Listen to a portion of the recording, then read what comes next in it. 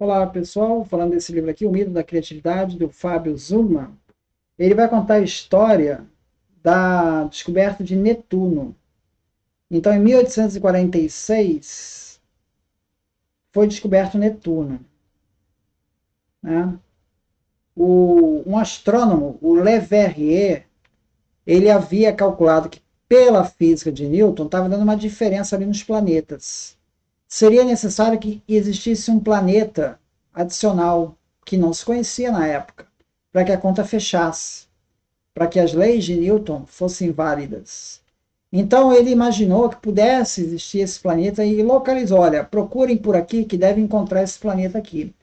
E isso acabou acontecendo. Em 1846, eles foram lá e realmente encontraram o planeta. Então, isso foi considerado uma grande insight ali, né, do Leverrier, que se tornou aí uma sumidade, uma celebridade, com 35 anos de idade. Ele ficou assim, nossa, física newtoniana está corroborada, né? Mas tudo que é bom dura pouco, né? Então o Leverrier aproveitou a popularidade dele e chegou a uma outra conclusão. Olha, a órbita de Mercúrio também não está batendo pela física de Newton. Então é porque deve ter um planeta entre o Sol e Mercúrio. Deve ter um planeta. Tá? Procurem aqui que vocês vão achar. Né? E aí o pessoal, pô, mas ali, cara, ali já é uma área meio procurada, a gente já procurou bastante. Aí procuraram ali e não descobriram.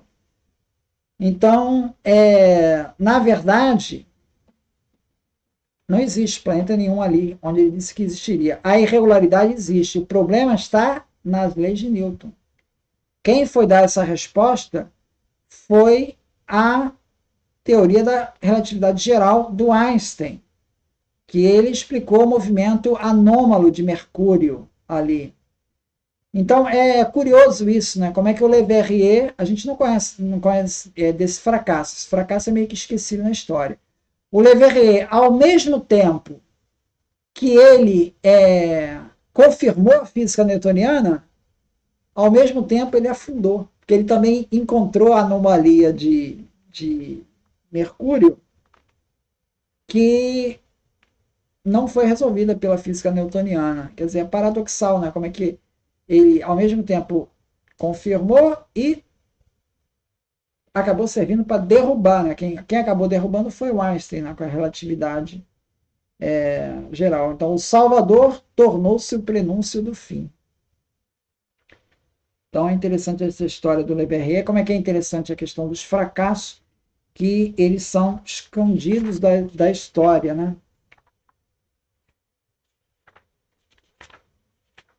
Aí ele vai falar de criatividade, ele vai falar do economista austríaco Joseph Schumpeter, que ele foi o primeiro a ver algo essencial. A mudança era um elemento essencial do capitalismo.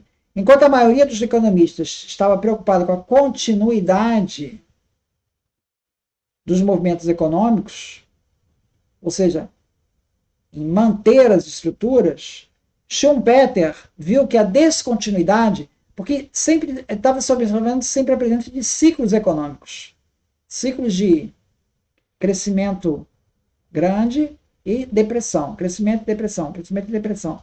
Schumpeter disse: isso não é uma anomalia, isso é o funcionamento normal do capitalismo.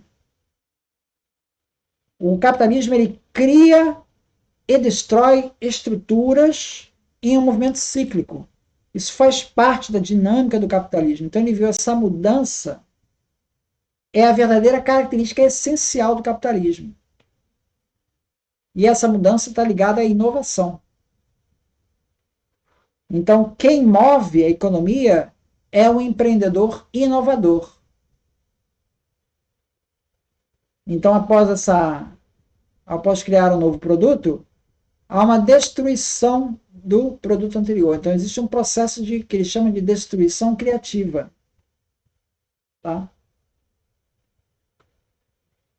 Então é interessante como é que o novo começa a surgir, abrindo espaço para novas ideias. Ou seja, o que é novo hoje, amanhã vai abrir espaço para novas ideias. E essa resistência às novas ideias, né, ela é uma presença constante na história da ciência. Né? O Max Planck, ele dizia o seguinte: uma nova verdade científica não triunfa porque convence seus oponentes. Não, não é por causa disso. É porque os oponentes morrem e uma nova geração cresce, já familiarizada com a nova estrutura. Então não é uma questão de racionalidade. Tem outros interesses em jogo aí, né?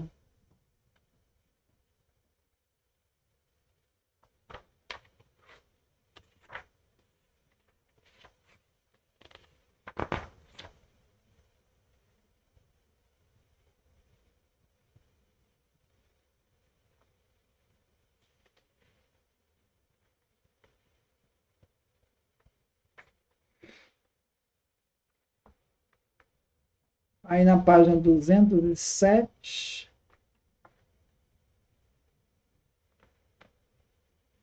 ele fala das pesquisas de Paulo e Zimdolet.